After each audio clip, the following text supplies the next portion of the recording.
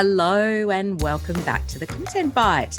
We had a little bit of a break, but now we are back and raring to go for what I think is the final episode of season 6. And we've got a very exciting episode today. But for first, I'm going to introduce myself. I'm Rachel Smith from Rachel's List. I'm also a freelance journalist, copywriter, and content producer. And my co-host Lynne Testoni is going to tell you all about herself, I think. Well, that's the plan anyway, Rachel. Hi again. As Rachel said, my name is Lynne Testoni and I'm also a content creator, writer and journalist. And this week we're talking about our websites, which is really what I think is actually our biggest marketing tool. What do you think, Rach? Oh, absolutely. I mean, I have just finished my website, as everyone is so sick of me talking about. I'm going to not talk about it, but I'm just going to say I've got some work through it already, which is very exciting. But yeah, I think it's good to have one. I think a lot of writers don't have one. Do you see writers that don't have websites? Yeah, I don't. Yeah, I'm constantly surprised how many writers don't have a website. Sometimes they're just waiting to get it perfect, which we'll look at later, because that never happens. And there's also heaps that miss crucial bits of information. This week, we've got website developer Jude Love from Love Communications, and she's going to talk about all things websites, particularly in relation to creatives and the sort of things you need to include and what you could be missing. Jude, welcome. Do you want to tell us a little bit about yourself and what you do? Thanks, Lynn. Thanks, Rachel. Yep, I build WordPress websites for a variety of clients. A little while ago, I thought about helping out journalists because I come from a journalist background. I've worked across most of the companies in Australia, Fairfax News, all the big ones, magazines. And so a little while ago, I built Journosgetonline, journosgetonline.com.au, which is a templated site build for journalists that's quite Google friendly. And I've laid out the content areas that I think we all need. But through Journosgetonline, I also offer a little 1 hour one-on-one session just for people to get over the hump. If they've got a problem that they just cannot nail and don't want a full-on developer to come in and help them, I can just do smaller sort of targeted one-on-one sessions. And so that's a site coaching session that I do through Journosgetonline, and we could put a link to that. Oh, we will. We'll definitely do that in the show note. And I have had a little taste of Jude's, advice and sort of one-on-one coaching in the Finish Your Damn Website Already co-working session, which we've just paused for now, but we've done for the last 6 months. And Jude has very kindly popped in and helped so many people with their websites and given them advice on bits and pieces to improve and a tough love site audit, if I can say that, Jude. That's my name. That's my middle name. Tough love. Yeah.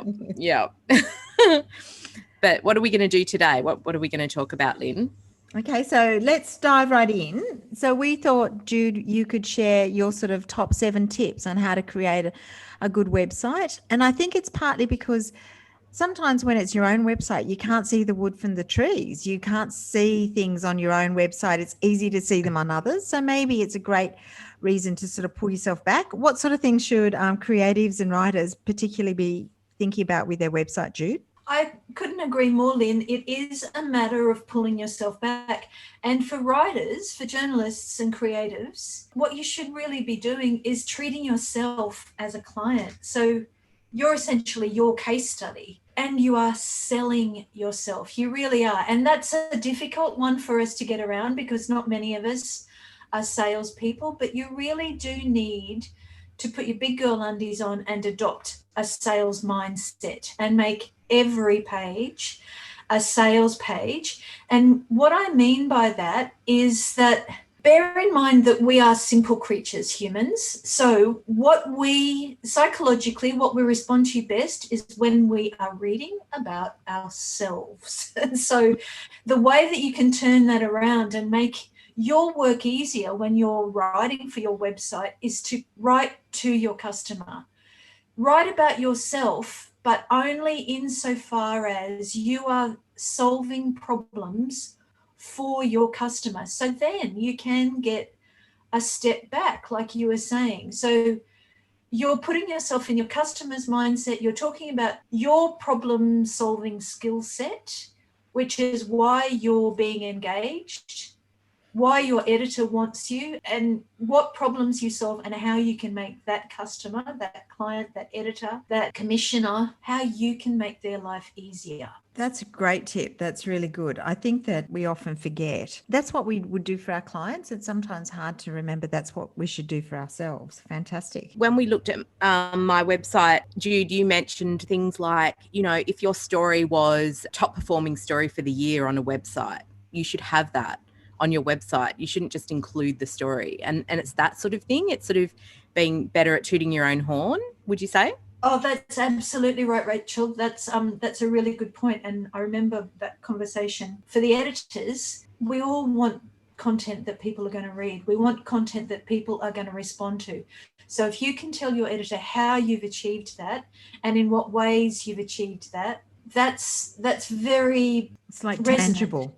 Yeah. And the editor's going to think, well, perhaps they can replicate that for my content, so I might commission them. So It's a direct selling thing that's not salesy in a way.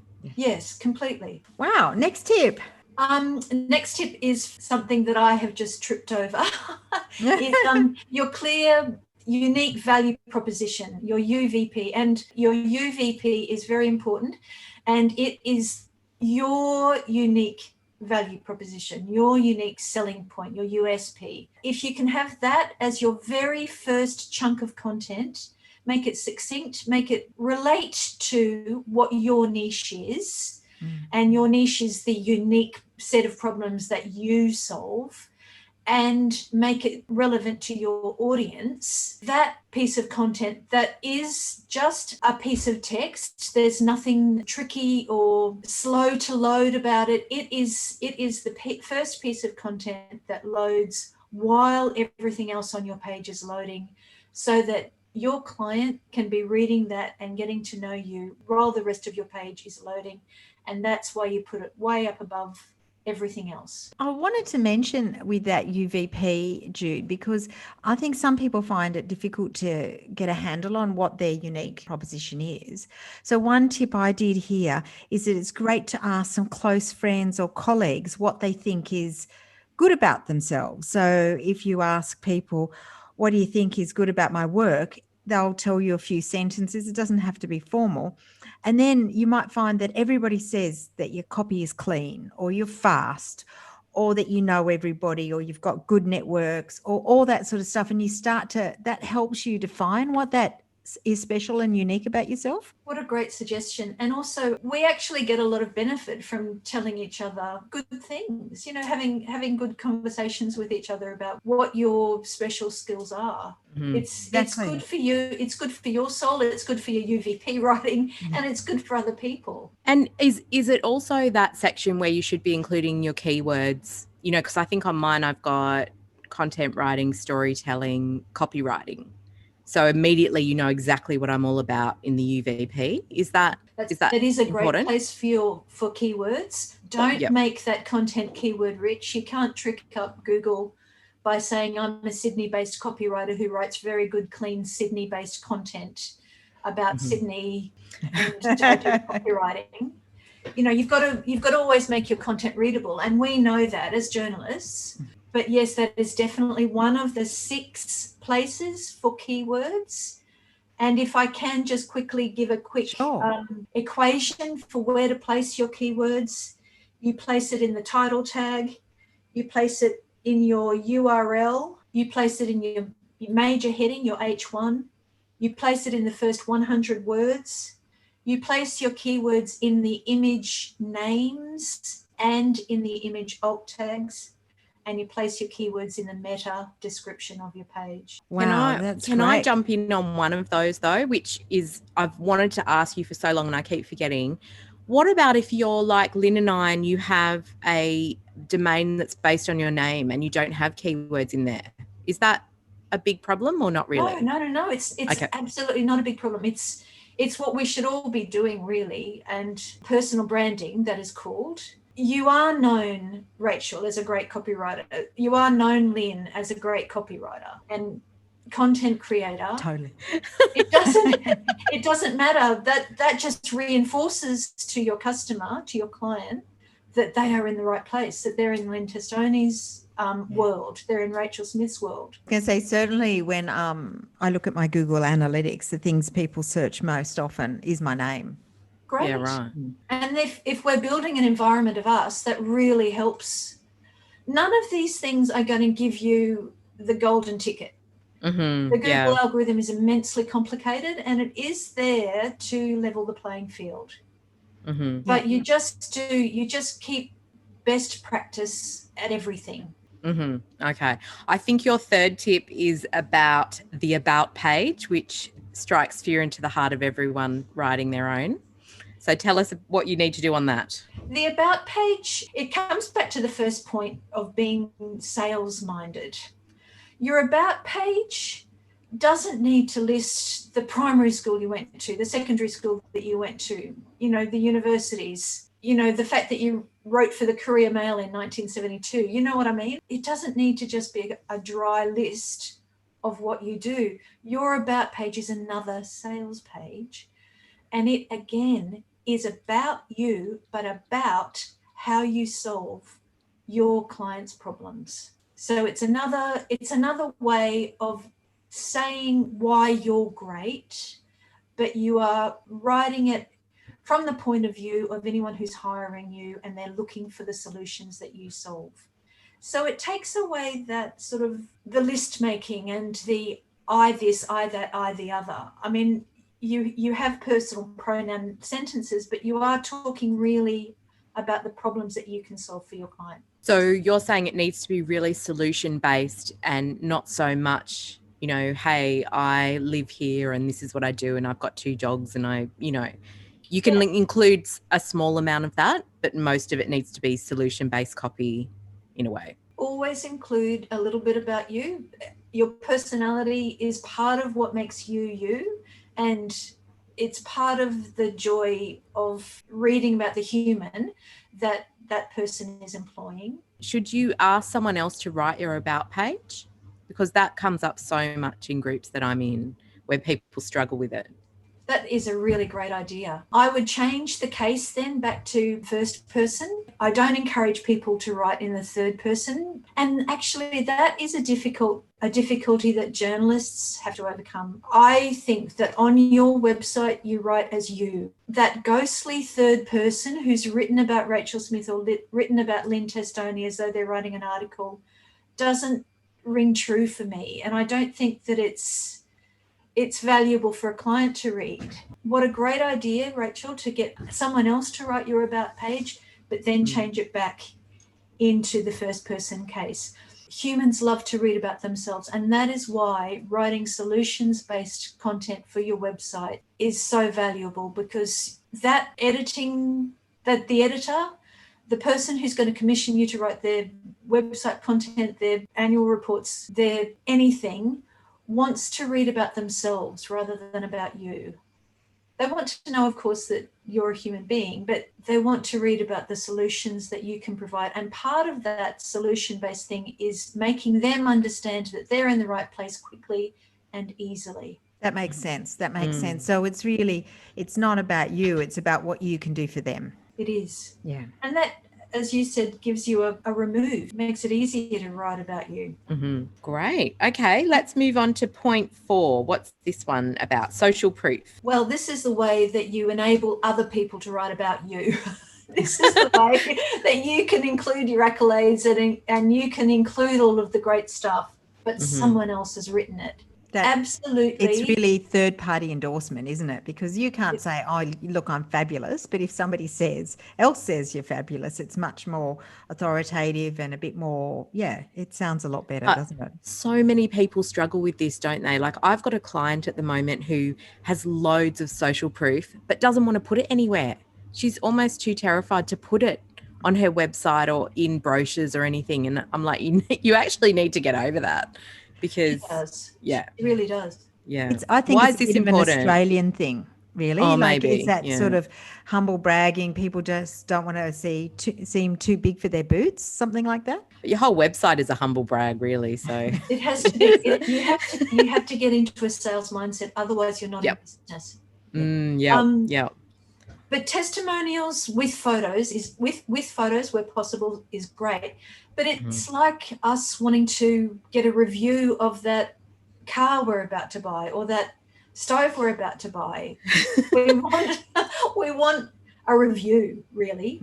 And it is a great way, as Lynne said, of getting other people to do the talking. Do you think like making that an easy process? Because I know there's lots of schools of thought about how to get testimonials.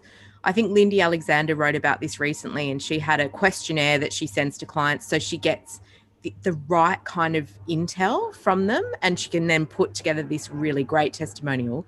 Whereas I do the more lazy thing and give them a Google My Business link, and then I take that and put it on my website. But you might not get exactly the right testimonial that you need. That's a real, you know, Rachel did this thing for us and it brought in this amount of traffic, or, you know, so they might just give you something that's a bit more diluted. So what's the solution, do you think, Jude? I think definitely get people to write a Google My Business review.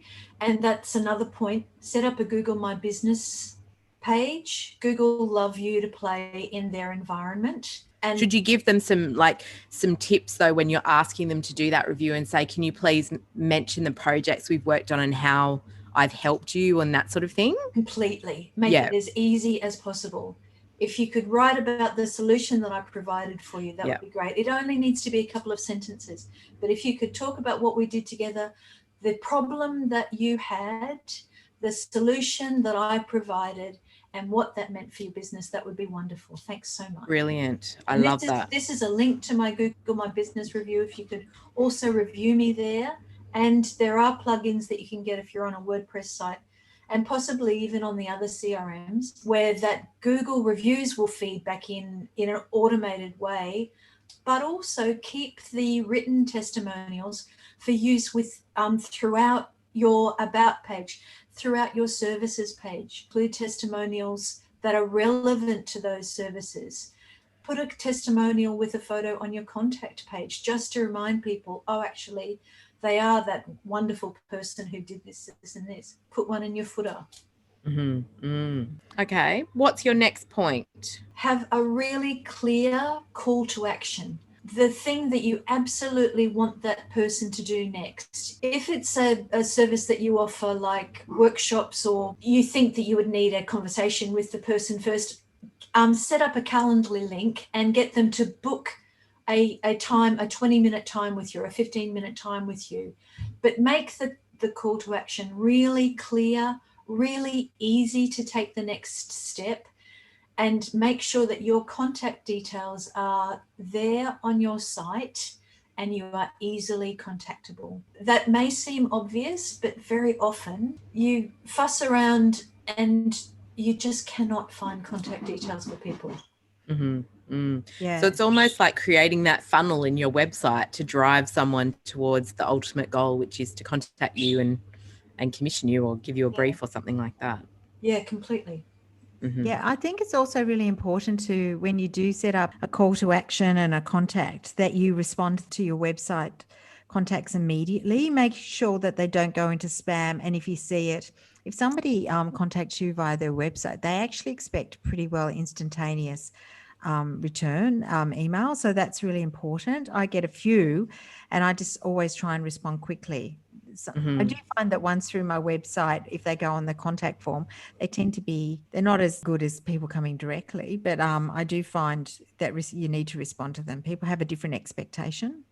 I agree. Absolutely, because they've taken that step. That's actually a hurdle to overcome, to fill in that contact form and send it off, and to trust that you will get back to them, because I think we all have a little bit of a distrust about contact forms. Yep. And so they are warm and they are intentional then. That makes sense. You get them when they're hot, you know, when they're really interested in your services, because otherwise they just get on Google and look for other people as well. Yeah. So what's your next tip, Jude? Building out a mailing list. I think a lot of us have a distrust about asking people to sign up for downloadable rewards, but my advice is to do it. Your mailing list is a very valuable asset for you as a business person. You can email people direct, keep them in a loop with good interesting information, not just, oh, this is my latest work published in Gourmet Traveller or whatever it is, but give them interesting things to read if you've got them in your mailing list loop, and think about a really good, valuable, downloadable that gives the reward for taking their emails. So something that's really valuable for your niche. And you can think about your best skills and re-engineer it. So think about the problems that you've solved time and again and make a good, top 5 tips that's going to be really valuable for that audience that you serve. And so that's a good downloadable for people and a good reason for them to sign up. Remember recently that Google failed for us as journalists. Yes. And so relying on social media to just keep doing our Facebook posts about the work that we've done can be upended in a moment. But if you've got a mailing list, that's a very valuable asset for you. And don't just be put off because, it's another, no one's going to sign up for it. Make it valuable, make people want to sign up for it. They can opt out of your mailing list, and that's completely fine. But do it, try and get a mailing list together and try and keep them interested. I know that this is something that you do, Lynne, don't you? Because I'm on your mailing list and I see that you email clients, once a month or something. And that's something I haven't done simply because I haven't done my blog either. And I just think, and also I struggle with, how do I go back to clients that I've had for like 5 years and say, would you mind if I put you on my monthly mailing list? Like, how did you handle that one, Lynne? I have a little thing at the bottom of my the MailChimp sort of form to say, you've been subscribed because you've done some work with Lynne before. Please unsubscribe if you don't want to see anymore. That's a good way to do it. I like that. Which is a nice sort of opt-in, and that sort of fulfills all the sort of criteria that you need. Reputable mailing places like MailChimp and Campaign Monitor and all of them have those sort of precautions and regulations built into their functionality. So that's quite good. I probably should do newsletters more often. I do try and do a blog, which goes back, and I think we should also reference, Rach, when we had Brooke on talking about how to blog. Late last year, had a blog to build business, and that's how I do it. I blog about the topics and the problems, the way Jude was talking about, that I solve for clients. And then I put the blog on my website, and then I do a newsletter with the beginnings of that, and then you have to click more to read the whole story. And I have quite a good click-through rate and everything, but I think that if you did it too often, you have to know how often to bug clients. But I think try and pick it, Well, Jude, I suppose you could also use your newsletter to say to all your clients, this is what I've been working on recently. And then they get a sense of other things that you can do and possibly can hire you to do those things. Do you think? Oh, completely. It keeps you front of mind. And also it helps word of mouth. If they might not need you, but when they're talking to someone at the football on Saturday morning and there's someone who's got a problem that they need solving, they'll say, oh, well, I know someone who can write that content for you. Yeah. I was reading the other day, I'll pass you on their details. Yeah. It builds the environment of you. Mm-hmm. It builds out, and it is a marketing tool that we can control. It's honestly, give me a mailing list over social media any day. I would rather have a mailing list of 250 people, 100 people who open my mailing list than 5,000 followers on Facebook, Yeah. It'd be really interesting to talk to journos that had a mailing list to see how useful it was in keeping their pipeline full. If anyone did a study like that, because I imagine it would just bounce around. People refer you. You are top of mind, like you said, Jude. It's making me think I need to start one. Yeah. I'll just add it to my list. I also think that blogs and all this sort of information really connect when you talk about social media, that LinkedIn is the best way to promote all this to your website. And I find whenever I talk about a new service I've done, maybe like things like talking about this podcast, or if I'm just working on a white paper at the moment, so I might mention that. And then one of my other clients say, oh, I didn't know you could write white papers as well. I do get a lot. I mean, most of my my niche is obviously design and food. And so I get a lot of things in that, and people often remember that. But then within that niche, there's so many other things you can do, types of content you can do. And that sort of reinforces, I guess it just reminds, as Jude says, keeps you top of mind, isn't it? That's what it's all about. Yeah, yeah. Okay, I think we're coming to your last point, Jude. What's the last one today? The last one is to have good technology. Mm-hmm. Google loves a geek, to tell you the truth. Google loves it when your technology is working well, is secure, when your images are nice and small, and when you don't have bothersome sliders going on your page and things moving around. And when your search engines are integrated, when your Google Search Console is integrated with your website and giving you information on how people are getting to your site, when Bing and Yahoo are hooked up. Good technology, basically. Google loves good content and giving people a reason to stay on your site, and they measure that. It's called bounce rate or dwell time. When you're talking about good technology, Jude, I think one of the things that it's really good to do when you do your website is to get other people to test it. I know one of the issues I've dealt with architects. I had this nightmare architectural client, and their website loaded really fast for them, but not for anyone else, because they had huge images. They didn't cut them down, but in their office, it was great because the files were all stored locally, all the image files on their server. So it worked really well for them, but anyone outside, it took forever and it was really slow.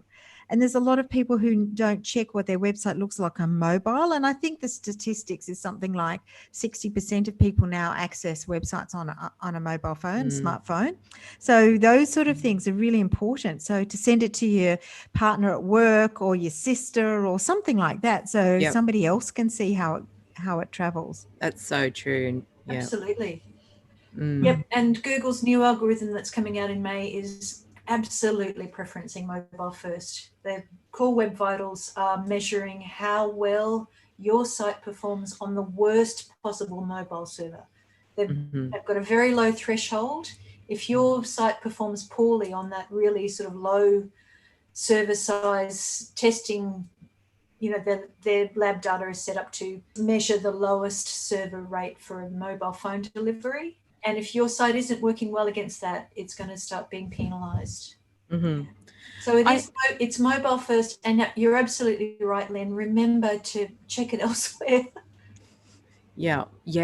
There's something you mentioned before about content and Google loving content and loving fresh content. I know that generally we think that applies to blogs, but can any change that you make on your website kind of signal to Google that it's a change and that it's freshened up your site? Like if you add a new testimonial or you change a page or something like that, does it have the same effect as a new blog post would? Yeah, any refreshed content is relevant, but Google is its own entity. It will decide when it's going to re-index your site. Have a sitemap which will refresh when you add posts, when you add new pages. But blog posts especially are really good because they, as Lynne was saying, you post them out to LinkedIn, you take excerpts from them and you post them to Twitter and to Facebook. You do an excerpt to post on LinkedIn and feed it back to your site. And also blog posts can sit inside pages and give you flexible content areas that are going to change each time you change your blog content. And again, that's another reason for Google to re-index your site when you've got these changes happening. I think when we're talking about keeping it up to date, I think that's really important. Like I do try and upload new pieces from my portfolio often because you don't realize that you've got a story on there that's 7 or 8 years old, and that's important. The other tip that I read on one of the Facebook groups I'm in, which is the best thing, at the beginning of each year, the first thing you should do is go to your site and go down the bottom and change the copyright thing so this year to 2021. Because but it is, because if you look when it's you no know longer 2015.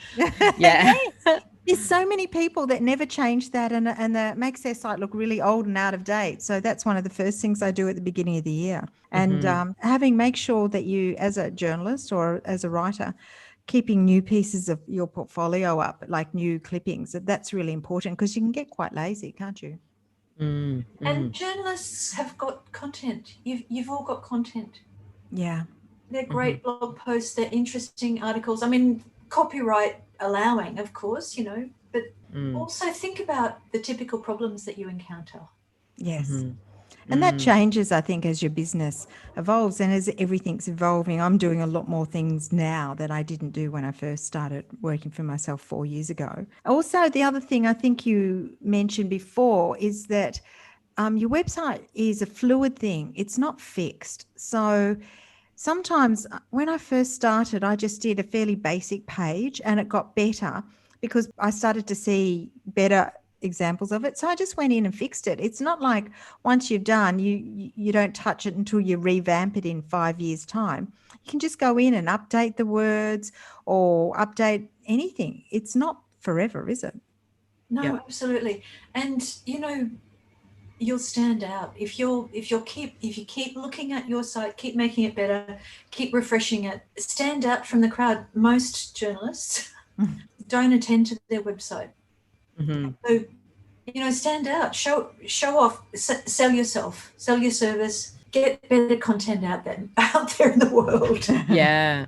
How amazing. Oh, Jude, thank you so much. I just love all of those points, and I think that they're really useful for our listeners, especially if they're struggling with their site or they have a basic site and they want to go back and actually do a bit of a checklist. So we'll put a list of those points in the show notes. We're also going to put in a link to Journosgetonline and how to find Jude as well, and how to tap into her 1 hour WordPress training. Yeah, WordPress training or just site coaching. Or site coaching. Yeah. If you've got any sort of problem with your site, we've dealt with Wix and all of the CRMs. I mean, WordPress is my preferred, but any CRM is fine. Fantastic. Thank you. We'll pop all that in. I also remembered, Jude, of course, you were in one of our very first masterclasses on visibility and websites, which was super valuable. So I'm also going to put a link to that masterclass in, which is available in a video form in the toolkit at Rachel's List. And I think that will keep everybody going for a while. At least they'll all be scurrying away to fix up their websites. So good luck. Yes. And we look forward to seeing the new refreshed sites out there. Thanks so much, Rachel. Thanks so much, Lynne. It's been lovely. It has been lovely. Thank you, Jude. It's been great to have you. Thank you.